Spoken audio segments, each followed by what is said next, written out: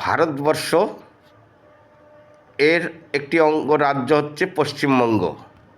তো পশ্চিমবঙ্গের এসআইআর করার মূল কারণ কি, এটা আমার যে বাঙালি ভাই বোনেরা বা অন্যান্য যারা বাংলা ভাষা বোঝেন এমন ব্যক্তিদের উদ্দেশ্যে আমি বলছি।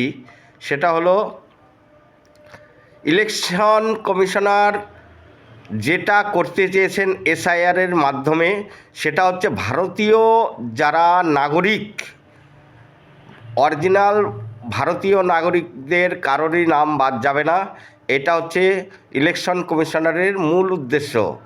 যারা বাংলাদেশ বা পাকিস্তান অথবা আদার্স অন্য কোনো দেশ থেকে এসে মুসলিম রোহিঙ্গা, স্রেফ আর স্রেফ মুসলিম রোহিঙ্গাদের নাম কোনোভাবেই নথিভুক্ত করা যাবে না। এটা হচ্ছে ইলেকশন কমিশনারের মূল উদ্দেশ্য। যদি কোনো বাংলাদেশি বা পাকিস্তানের হিন্দু ভাই বোনেরা এসে থাকেন, তাদের এনআরসি করার মাধ্যমে নাম নথিভুক্ত করতে হবে। এনআরসি প্রথমে, তারপরে ভোটদান পত্রের আধার কার্ড, ভোটার কার্ড সবই পাবেন, কিন্তু সময়ের অপেক্ষা। তার বিনিময়ে এই নয় যে আপনাকে এখনই চলে যেতে হবে ভারতবর্ষ ছেড়ে।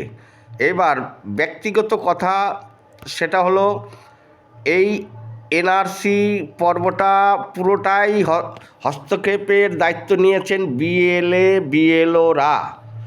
তো ওনারা যদি আপনার নামের বানান ভুল দেখিয়ে একের পর এক লিস্ট জমা দেখান যে এই দেখেন আপনাকে এসআইআর ডাক করেছেন, দিয়ে আপনারা ক্ষিপ্ত হয়ে যাবেন।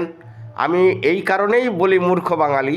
আমি কিন্তু পড়াশোনা করিনি খুব একটা, খুব একটা পড়াশোনা না করলেও বোঝার ক্ষমতা যার নেই, তার ভোটদান বা মতদান পর্ব দেওয়া আর না দেওয়া প্রায় সমান।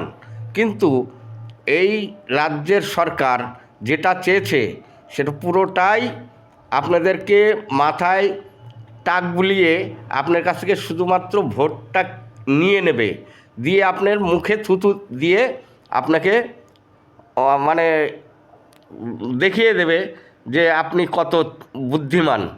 এই রকম দেখানোর ইচ্ছায় বিএলএ এবং বিএলওরা আপনাদের নামের বানান ভুল দেখিয়ে আপনাদেরকে হ্যারাস করানোর দায়িত্ব নিয়েছে। কারণ এরা জানে 2 নাম্বারই জোর চুরি করে এরা মানে যা করে ফেলেছে পেছনে, এইগুলোকে রোধ করার জন্য আপনাদেরকে এত হ্যারাস